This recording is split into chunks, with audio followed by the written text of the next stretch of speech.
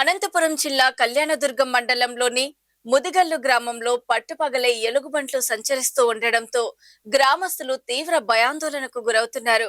గ్రామ సమీపంలోని కొండలు, పొదల ప్రాంతాల నుంచి ప్రతిరోజు మున్సిపాలిటీ పరిధిలోకి వస్తున్న ఎలుగుబంట్లు ప్రజలను భయభ్రాంతులకు గురిచేస్తున్నారని వాపోయారు.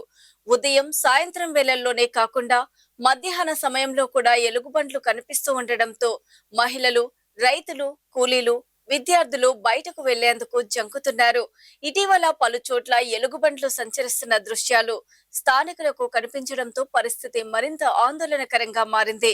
అటవీ శాఖ అధికారులు వెంటనే స్పందించి ఎలుగుబంట్ల సంచారాన్ని నియంత్రించేందుకు చర్యలు చేపట్టాలని, గ్రామంలో గస్తీ ఏర్పాటు చేసి ప్రజలకు రక్షణ కల్పించాలని గ్రామస్తులు కోరుతున్నారు.